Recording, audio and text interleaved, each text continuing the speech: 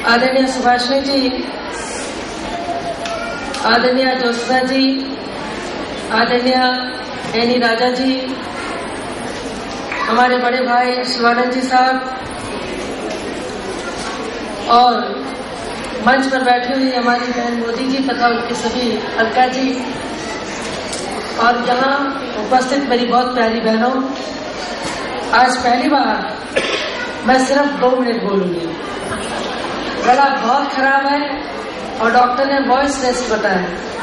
House से आई हूँ BSc की मीटिंग से और फिर जाकर के प्रेजाइड करना है, सिर्फ इस बात के लिए कि जहां पर हमारी इतनी ढेर सारी बहनों का साथ हो, जहां पर आज लाखों की संख्या में बहनें पंचायत स्तर पर कार्य कर रही हो, जहां पर राजीव जी के सपने का एक सोपान राज्यसभा में इस बिल को पास होने के साथ हो गया हो, वहां पर अगले सोपान की तैयारी के लिए हम लोग प्रतिबद्ध होकर के खड़े हैं और वो जरूर पास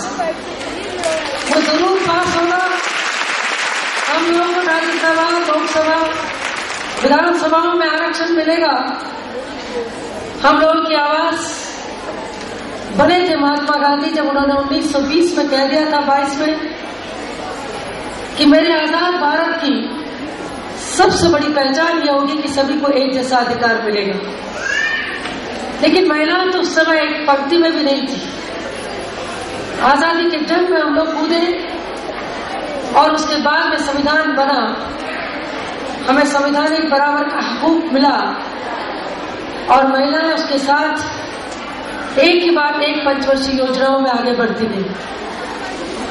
चाहे नेहरू जी हो, चाहे इंदिरा जी हो, चाहे शास्त्री जी हो, सबने अपने अपने तौर पर महिलाओं को आगे बढ़ाने की कोशिश की।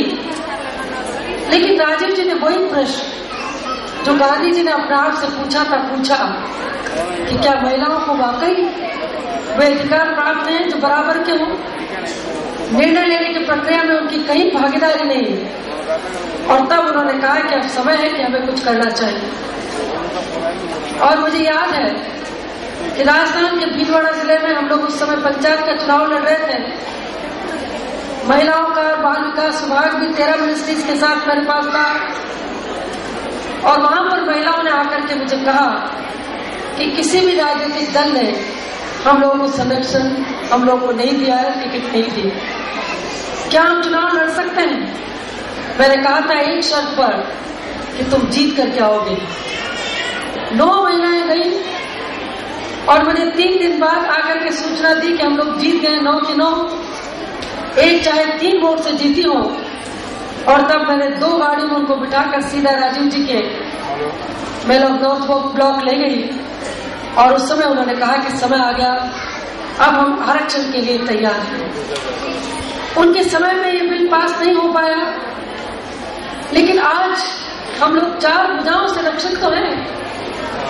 संवैधानिक अधिकार हमें पास प्राप्त है, हमें इंडियन पीनल कोड के अधिकार प्राप्त है, हमें स्पेशल लॉ जो बार बार पार्लियामेंट से कभी भी पास होते रहते हैं वो हमें मिले हुए हैं और सुप्रीम कोर्ट के जजमेंट हमारे साथ है।